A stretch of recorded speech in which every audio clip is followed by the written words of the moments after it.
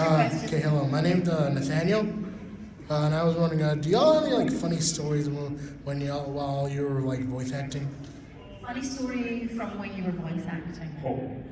Okay. Well, I have to.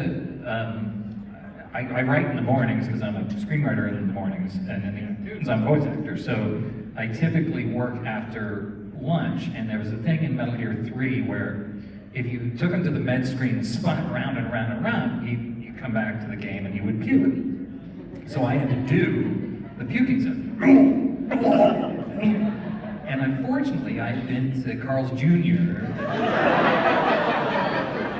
prior to this session, and on the third or fourth take, it got very, very real. And I puked all over this $1,000 mic in the studio. And I think that's the take they used.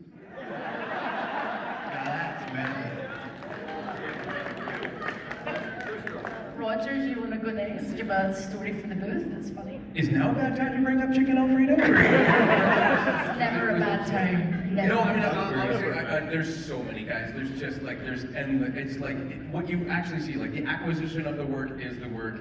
The work itself is almost always fun, and there's so many silly conversations. My favorite is involving vomit and serious conversations with people in suits that work for a game company where we were having a deep, like, meaningful conversation about, well, would it be wet or is it more like a dry? Like, does it get chunky at some point? So, these are important questions. These are the questions you literally have. Yeah. So it's like, okay, so am I giving up like beforehand, or is it just projectile, like instantaneous kind of thing? Okay, I say, okay, well, no, because I feel like my character would probably have a couple, you know, like you have this back and forth, and everybody's like, at some point you just stop and go, we're all adults getting paid to do this, so yeah. But yeah. Or doing a long run, like going back and you've already recorded like your lines and stuff, but they need you huffing and puffing and running and jumping and stuff, and it gets, you don't want to do the same thing again and again, the same sound, so you're trying to find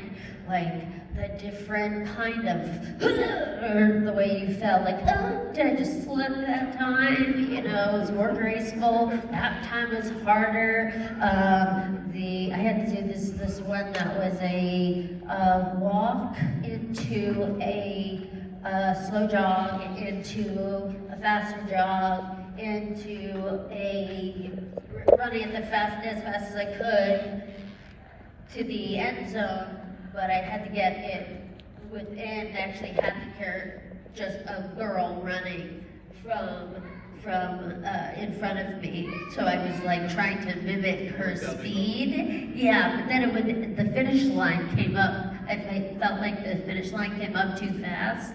So I was like, I didn't get there yet. I need to get there sooner. It took me, it's the weird sounds you make while people are looking at you that are, as a female, not very classy if you close your eyes. Voice acting is a classy job. Nobody ever says. No, but some of the grunting and stuff, but you don't know what it is. And I look over and there's just a bunch of men like looking at me through the window. I'm like, please, this makes me uncomfortable. So I'll just tell real quick. It was a show called Akudama Drive, and it's Danganronpa made like a Suicide Squad kind of anime, and that's what yes, the one Akudama Drive fan back there. Thank you. Yes. And there was a part I played the comic relief, and there was during the heist, I'm carrying basically the blow-up device, and but I don't know what it is. So at the time of the session, I was, you know that period when you're just, you know the flu is starting, and like the period right before it happens, like, oh, like you're starting to slow down. That happened in real time in the session. And they actually used a take where I was supposed to ask what the thing was, so I was like, What is this? And they used it. He's a brilliant actor. They used it.